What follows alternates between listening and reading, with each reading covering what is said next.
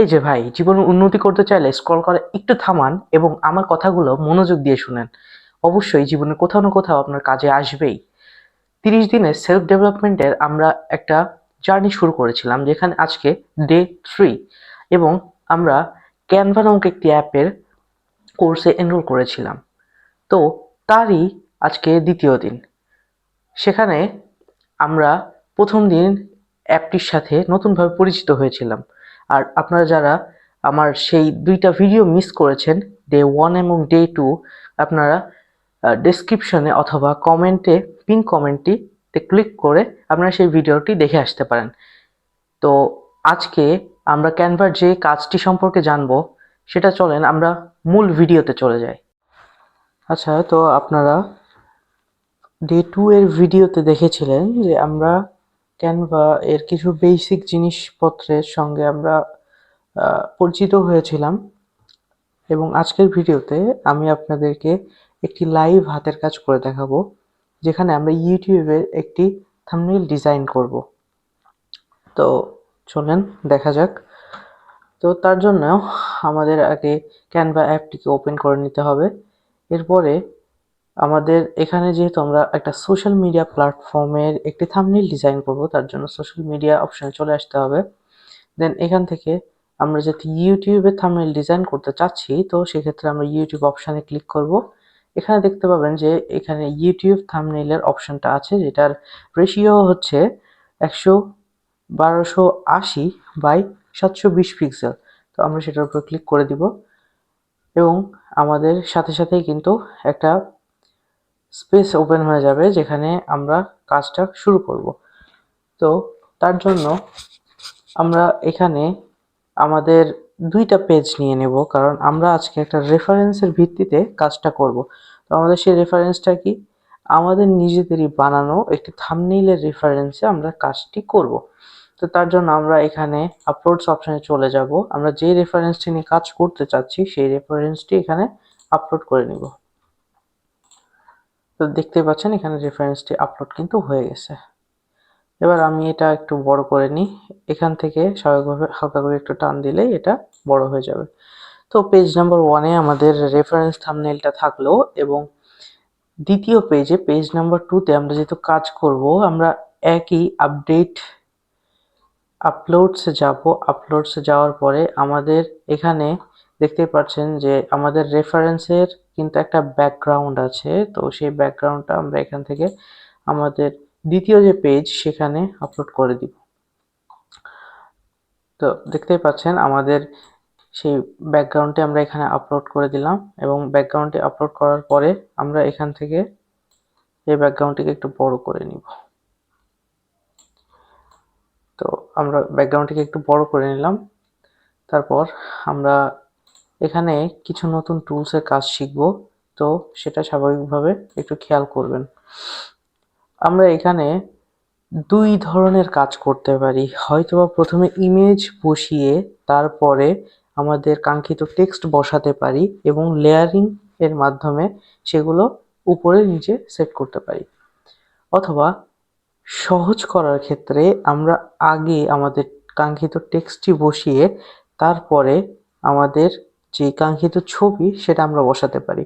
তো আপনাদের সবার ক্ষেত্রে যেটা সহজ হবে আমি সেটাই করব। তো সেক্ষেত্রে আমরা আমাদের রেফারেন্সে যে ছবিটি দেওয়া আছে অবজেক্ট, তো আমরা সেই ছবিটি এখান থেকে আগে আপলোডস থেকে ইম্পোর্ট করে নিব।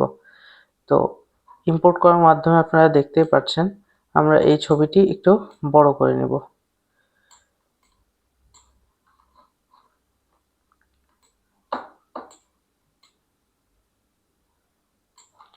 ছবিটি কিন্তু আমরা সুন্দর মতো পজিশনে বসিয়ে নিয়েছি। এখন আমাদের রেফারেন্সে আমরা দেখতে পাচ্ছি কিছু বোল্ড টেক্সট, এবং প্রত্যেকটা কালারই কিন্তু পাঞ্চি কালার। তো আমাদের এখানে কিন্তু কালার কম্বিনেশনটাও খেয়াল রাখতে হবে। একেবারে এমন একটা কালার দেওয়া যাবে না যেটা আই ক্যাচিং নয়, কারণ সেটার মাধ্যমে কি হয়, আপনার ভিডিওটা খুব বেশি মানুষের আই ক্যাচ করে না। তো আমরা এমন কিছু কালার কম্বিনেশন দেব, যেমন এখানে আপনারা দেখতে পাচ্ছেন যে আমাদের কিন্তু yellow plus green plus white, এই 3টা কিন্তু একটা স্ট্রং কালার কম্বিনেশন, যেখানে আমরা ইয়েলো গ্রিন এবং হোয়াইট তিনটাই কিন্তু পজিটিভ ইম্প্যাক্ট ক্রিয়েট করে। তো আমরাও সেই একই জিনিস রক্ষার্থে আমরা এখান থেকে টেক্সট অপশানে চলে যাব। টেক্সট অপশানে গিয়ে আমাদের এখানে দেখতে পাচ্ছেন অনেকগুলো অপশান আছে, বাট আমাদের যেহেতু এখন টেমপ্লেটে কাজ নাই, তো আমরা স্বাভাবিকভাবে অ্যাড আর টেক্সট বক্স দিয়ে দিব। টেক্সট বক্স এখানে কিন্তু দেখতে পাচ্ছেন আপনারা অ্যাড হয়ে গিয়েছে। এখানে ইয়োর প্যারাগ্রাফ এই অপশানটা আসতেছে, বাট আমাদের উপরে রেফারেন্সে যে ফন্টটা আছে আমাদের সেই ফন্টটাই তো দরকার, তাই না? তো আমরা এইখানে আমাদের যে টাস্ক টেবিল উপরে ওপেন হয়ে গিয়েছে সেখান থেকে এই যে এখান থেকে আমরা ফন্টটা একটু চেঞ্জ করে নেওয়ার চেষ্টা করব। তো এখানে আমরা প্রথম দিকে মেলানোর চেষ্টা করব, রিলেট করার চেষ্টা করব যে এখানে কোন ফন্টটা এটার সাথে কম্প্যাটেবল। তো আমরা এখানে দেখতে দেখতে দেখতে দেখতে আমরা একটু টেস্ট করব। তো এটা কি এটার সাথে কম্প্যাটেবল? মনে হচ্ছে না। তো আমাদের একটু বোল্ড এবং বড় মানে ক্যাপিটাল লেটারের কিছু জিনিস লাগবে। তো এটা কি ম্যাচ করে? I hope so. এটা কিন্তু এটার সঙ্গে ম্যাচ করছে। তো আমরা সেক্ষেত্রে এটাকে একটু এডিট করে দেখি।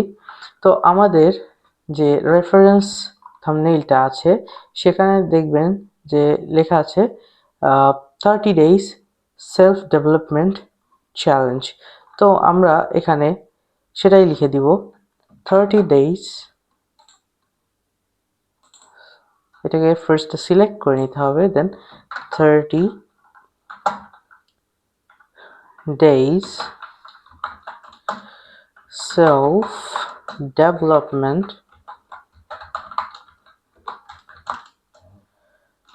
চ্যালেঞ্জ। ওকে, তো আমরা চ্যালেঞ্জটা নিচে লিখবো যেহেতু আমাদের রেফারেন্সেও কিন্তু চ্যালেঞ্জটা নিচের দিকেই আছে। তো আমরা এটাকে একটু বড় করে নেওয়ার জন্য আমরা এখান থেকেও বড় করতে পারি, আবার এখান থেকে টেনেও বড় করতে পারি। তো আমার কাছে যেটা স্বাভাবিকভাবে ভালো মনে হয় আমি এখান থেকে আগে একটু টেনে বড় করি। দেন এটার কালার প্যালেটও চেঞ্জ করতে হবে। তো কালার প্যালেট চেঞ্জ করার জন্য আমরা এখানে পুরোটা আগে সিলেক্ট করব। দেন এখানে দেখতেই পারতেছেন যে টেক্সট কালার অপশনটা আছে, সেখানে আমরা গিয়ে এটার যে কালার সেই কালারটা আগে সিলেক্ট করব। অর্থাৎ এখানে কিন্তু ইয়েলো কালারটা ভালোই ফুটবে। তো আমরা এখানে ইয়েলো কালারটা আগে সিলেক্ট করব। দেন আমরা এখান থেকে আপনারা দেখতে পাচ্ছেন এখানে কিন্তু কিছু আউটলাইন্সও রয়েছে। তো আমরা এখানে একটু আউটলাইন্স দেওয়ার চেষ্টা করব, যার জন্য আমাদেরকে যেতে হবে ইফেক্টসে। তো ইফেক্টসে গিয়ে আমাদের এখানে দেখতেই পাচ্ছেন আউটলাইনের যে অপশনটা আছে আমরা এখানে ক্লিক করব। এখানে কিন্তু আমাদের এমন ইয়েলিশ আউটলাইন দরকার নাই, আমাদের দরকার একটু ডিপ বা ডার্ক একটু আউটলাইন, যেটা আপনার একটা পজিটিভ ইম্প্যাক্ট ক্রিয়েট করবে। তার জন্য আমরা এখানে ব্ল্যাক সিলেক্ট করে নিলাম। দেন আমরা এর থিকনেসটা একটু কম বেশি করব। তো এটা আপনি আপনার চোখের আন্দাজ মতো করতে পারেন, বাট আমি এখানে প্রিফার করব আপনি 32 থেকে 35-এর মধ্যে রাখার জন্য। তো বিষয়টা দেখতে সুন্দর এবং সাবলীল লাগবে। তো দেখতে পাচ্ছেন আমরা কিন্তু এখানে আউটলাইনটা তৈরি করে নিয়েছি এবং আমরা এর ইন্টেন্সিটি একটু বেশি বাড়িয়ে নিব, এর সাইজটা একটু বেশি বড় করে নিব এবং এটাকে পারফেক্ট জায়গায় সেট করতে পারলে জিনিসটা একটা ভালো আউটপুট আপনাকে এনে দিবে। তো দেখতে পাচ্ছেন আমরা কিন্তু এটা সেট করে ফেললাম।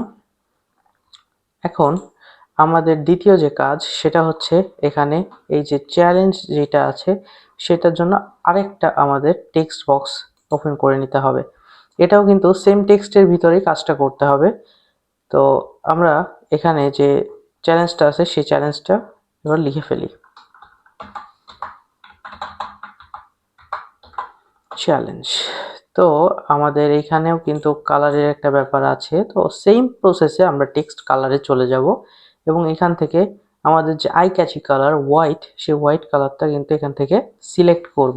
করার পরে সেমভাবে এটারও আউটলাইন প্রয়োজন, যার জন্য আমরা ইফেক্টসে যাব, যাওয়ার পর এখানে আউটলাইন দিব এবং এই আউটলাইনটাও কিন্তু আমরা একইভাবে ব্ল্যাকের মধ্যেই দিব, কারণ ব্ল্যাকটা সবারই কিন্তু আই ক্যাচ করতে পারে এবং আমার মোতাবেক এখানেও ইন্টেন্সিটি 32 থেকে 35-এর মধ্যেই থাকা সর্বোত্তম।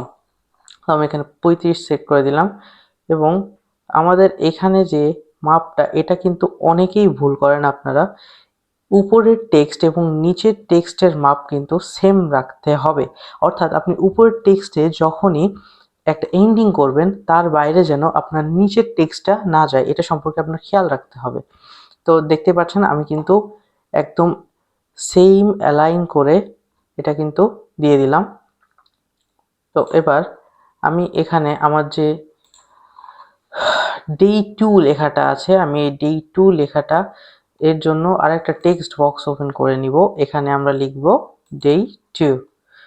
তো আমরা তো তখন আপনার বাদবাকি বিষয়গুলো নিয়ে কাজ করলাম, বাট এখানে কিন্তু দুইটা কালারের কম্বিনেশন দিয়ে একটা টেক্সট লেখা হয়েছে। তো এটা কিন্তু একটু ভালোভাবে আপনাদের দেখতে হবে। ডে 2, ওকে। তো এখানে যদি আমরা একটা টেক্সটেই আলাদা আলাদা কালার দিতে চাই তাহলে আমরা ওই টেক্সটটাকে আলাদা আলাদাভাবে সিলেক্ট করব। তো আমাদের এখানে আবার টেক্সট কালারে চলে যেতে হবে, আর এটা কিন্তু একটু পাঞ্চি কালার হবে, যেটা মানুষকে ম্যানিপুলেট করবে, আপনার ভিডিওতে আকর্ষণ বাড়াবে।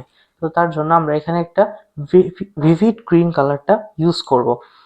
তো এখানে দেখতে পাচ্ছেন যে আমি ভিভিড গ্রিন কালারটা ইউজ করে দিয়েছি ইতোমধ্যে, এবং এখানে আমরা ইফেক্টের মাধ্যমে আমরা আউটলাইনটা আবার দিয়ে নিব, যেখানে আমাদের আউটলাইনটা অবশ্যই অবশ্যই ব্ল্যাক হবে এবং এর ইন্টেন্সিটি 35 থাকবে, 32 to 35। এবং এটা আমরা আমাদের জায়গা মোতাবেক সুন্দরভাবে একটু বড় করে বসিয়ে নিব। তো দেখলেনই যে আমরা কিন্তু এটা টোটালি বসিয়ে নিলাম। এরপর আমাদের লাস্ট যে টেক্সটটা, mindset shift or building discipline, এটা আমরা এখানে নিচে সুন্দরভাবে আরেকটা টেক্সট বক্স নিয়ে আমরা এটা লিখে দিব।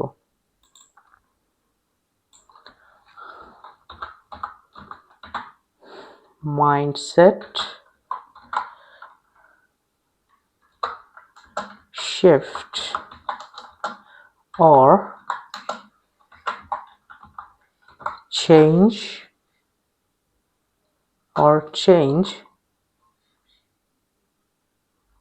discipline. Okay, DECEPLINA, discipline. দেন আমরা এটার একটু সাইজটা কমিয়ে নিব এবং এটা আমাদের এক লাইনে লিখতে হবে, যার কারণে আমরা কিন্তু এখানে এটা এক লাইনের মধ্যেই করে নিব। আর এটা সম্পূর্ণ আগে আমরা ইয়েলো কালার করে নিব, তারপরে আমরা অর যেটা আছে সেটার একটা আলাদাভাবে হোয়াইট কালার করব। সো ইফেক্টসে যাই, আউটলাইন এখানে যাব, আউটলাইনে গিয়ে আমরা এখানে ব্ল্যাক সিলেক্ট করব। এরপর এখানে ইন্টেন্সিটি দিব 35। তারপরে এখানে অরটা আলাদাভাবে সিলেক্ট করব, এখানে টেক্সট কালার যাব হোয়াইট, অ্যান্ড নাও ইটস ডান। এর পজিশনটা আমরা সুন্দর মতো এখানে সিলেক্ট করে দিব এবং এখান থেকে যতটুকু আমাদের বাড়ানো উচিত, আমি কিন্তু আগেই আপনাকে বলেছিলাম যে এই টেক্সটটা কিন্তু এই টেক্সটের সমান রাখতে হবে, অর্থাৎ এই টেক্সটের যে ফ্রন্ট পার্ট সেটাও কিন্তু আপনার সমান সমানভাবে রাখতে হবে। তো দেখতে পাচ্ছেন আমাদের কিন্তু মাপকাঠিটা ঠিক আছে, কিন্তু এখানে একটা আমরা কিন্তু এখনো কাজ বাকি আছে। সেটা হচ্ছে আপনারা দেখতে পাচ্ছেন এখানে আমার যে ইমেজটা আছে সেই ইমেজ অবজেক্টটা কিন্তু টেক্সটের পিছে চলে গিয়েছে। তো আমরা এখানেই আপনাকে ভিডিও শুরুতে যেটা বলেছিলাম যে লেয়ারের কাজটা এখানে আপনাকে খুব মনোযোগ দিয়ে দেখতে হবে, সেই লেয়ারের কাজটা আমরা এখানে দেখে নিব। তো দেখেন আমরা এটাতে, অর্থাৎ আমার যে অবজেক্ট পিকচার সেটাতে ক্লিক করলাম, করার পরে আমরা কিন্তু এটাকে এখান থেকে মোর অপশানসে যাব, দেন লেয়ার। এই লেয়ারে কিন্তু ব্রিং ফ্রন্টে একেবারে নিয়ে আসা যাবে না, ব্রিং ফরওয়ার্ডে ফার্স্টের দিকে নিয়ে আসবো। এরপর আপনি এখানে কিন্তু দেখতে পাচ্ছেন যে ব্রিং ফরওয়ার্ড যখন আমি দিলাম এখানে আপনার বিভিন্ন অপশানস কিন্তু আছে। আপনি যদি এটাকে এক্সপেরিমেন্ট করতে চান তাহলে আপনি যদি একেবারে ব্রিং ফ্রন্টে দিয়ে দেন তাহলে দেখবেন যে একেবারে কিন্তু ছবিটা সব টেক্সটের সামনে চলে এসছে, অর্থাৎ কিছুই বোঝা যাচ্ছে না। এটা কিন্তু আই ক্যাচিংও না, অর্থাৎ এটা আপনার কিন্তু বুঝতে হবে। এবার লেয়ারে যদি আমি যে ব্রিং ব্যাকওয়ার্ড দিয়ে দিই তাহলে কিন্তু এটা আরও একটা টেক্সট কিন্তু আমার হাইড হয়ে গেল। এটা আমাকে আর একবার ব্রিং ব্যাক করতে হবে। তো এখানে দেখেন আমি এখানে ব্রিং ব্যাকওয়ার্ড করে দিলাম, তাহলে কিন্তু আমার একেবারে নিচে যে টেক্সটটা থাকার দরকার ছিল সেই টেক্সটটা কিন্তু একেবারে নিচের দিকে থেকে গেল। এবং আপনি দুইটা থাম্বনেইলকে কম্পেয়ার করলে বুঝতে পারবেন যে আসলে এই বিষয়টা কতটুকু সহজ হয়ে যায় যখন আপনি প্র্যাকটিস করবেন। তো আই হোপ সো যে আপনারা কাজটাকে এনজয় করবেন এবং বেশি থেকে বেশি প্র্যাকটিস করার মাধ্যমে আপনার স্কিলটাকে শার্প করে তুলবেন। তো আজকে এই পর্যন্তই, দেখা হবে নেক্সট কোনো ভিডিওতে। Stay tune guys. যদি আপনারা ইউটিউব থেকে দেখে থাকেন অবশ্যই আমাদেরকে সাবস্ক্রাইব করে পাশে থাকবেন, এবং যদি অন্য কোনো প্ল্যাটফর্ম থেকে দেখে থাকেন অবশ্যই ফলো করে আমাদের পাশে থাকবেন। সো এই 30 দিনের জার্নিতে আজকে ডে 2 আজকে ডে 3 শেষ করার মাধ্যমে আমরা বিদায় নিচ্ছি। আল্লাহ হাফেজ।